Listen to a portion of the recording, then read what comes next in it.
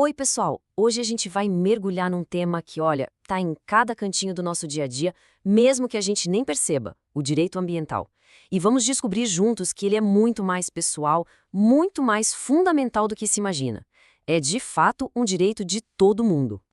Bom, para começar, a lei garante para a gente o direito a um meio ambiente ecologicamente equilibrado. Soa bem, né? Mas o que isso quer dizer na prática? De verdade. Que ambiente é esse que a gente tem não só o direito, mas também o dever de proteger? É essa pergunta que vai guiar a nossa conversa de hoje. E olha só, aqui está a base de tudo, o famoso artigo 225 da nossa Constituição. Ele é tipo a pedra fundamental do direito ambiental aqui no Brasil. E um detalhe super importante. Reparem que ele não fala só de um direito, ele fala também de um dever. E esse dever, ele é tanto do governo quanto da coletividade, ou seja, de todo mundo, de cada um de nós. Certo. Então, para a gente entender de verdade esse direito, a primeira coisa é expandir a nossa ideia do que é meio ambiente, porque, sério, não é só sobre florestas e rios, não. A lei vai muito, mas muito além disso. E o mais interessante é que o conceito de meio ambiente para a lei é uma coisa, uau, surpreendentemente ampla. Não é só a natureza, sabe? Abrange todas as condições, todas as interações que permitem a vida. Isso inclui o lado social, o cultural e até mesmo o urbano. E para organizar essa ideia tão grande, a lei divide o meio ambiente em 5 esferas principais. Tem o natural, que é aquele que a gente pensa primeiro, né? Mas aí vem os outros: o artificial, o cultural, o do trabalho e até o genético. Vamos dar uma olhada mais de perto em 2 desses que talvez sejam os mais surpreendentes. Então, o meio ambiente artificial. Bom, é basicamente o espaço que a gente constrói. Pensa na sua cidade, nos prédios, nas praças, nas ruas, a qualidade do ar que se respira no trânsito, o saneamento básico do bairro. Pois é, tudo isso faz parte do meio ambiente artificial. E tudo isso está sob a proteção da lei. E tem mais.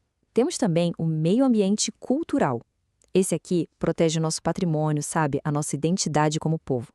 Pensa só, um centro histórico bem conservado, uma festa popular super tradicional ou até mesmo um idioma são coisas que formam a nossa memória coletiva. E adivinha, também são protegidas pelo direito ambiental. Ok, agora que a gente já entendeu o tamanho do que precisa ser protegido, vamos ver como a lei entra em campo para fazer isso. Quais são as regras desse jogo final?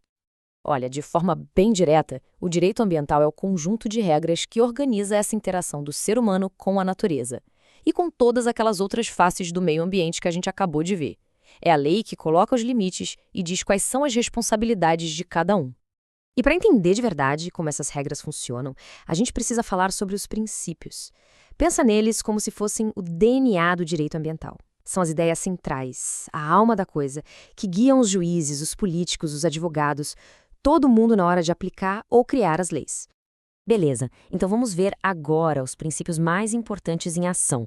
Eles são as ferramentas que pegam aquela promessa bonita do artigo 225 e transformam em algo real, palpável. O primeiro, e talvez o mais famoso de todos, é o do desenvolvimento sustentável. A ideia aqui é basicamente uma busca por equilíbrio. Tipo, a gente pode e deve usar os recursos que a gente tem hoje para suprir nossas necessidades, claro.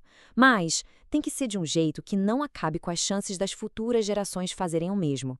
É como se fosse um pacto de solidariedade com quem ainda nem nasceu. Agora, um ponto que sempre gera uma confusão danada. Qual a diferença entre prevenção e precaução? Vamos lá.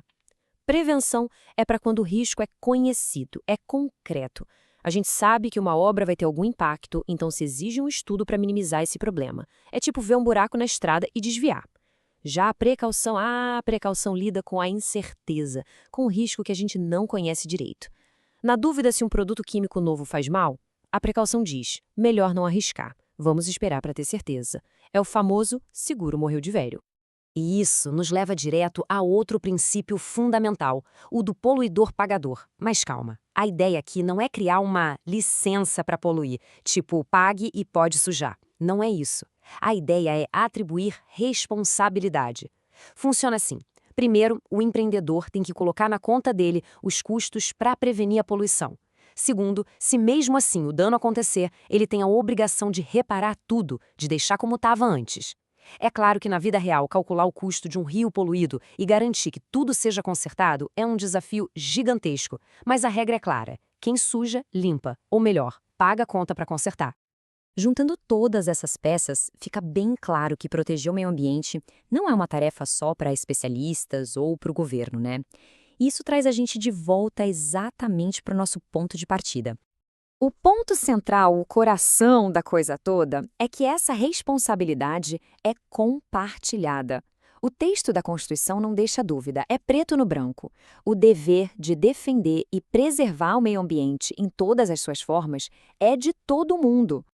Vamos até reler essa parte final do artigo que é super poderosa. É um verdadeiro chamado para ação. A palavra dever aqui, gente, tem um peso enorme. Não é um se der eu faço, é uma obrigação imposta a cada um de nós e sempre pensando não só na gente agora, mas em quem vem depois. E é com isso que a gente encerra, com a reflexão. Vimos que o direito a um ambiente equilibrado é uma ideia gigante, protegida por princípios bem inteligentes. Mas a gente sabe que só a lei no papel não muda o mundo, né? Então a grande pergunta que fica no ar é: como é que cada um de nós, como parte dessa coletividade, pode agir hoje para que essa promessa da Constituição vire uma realidade concreta para as futuras gerações? Fica aí para a gente pensar.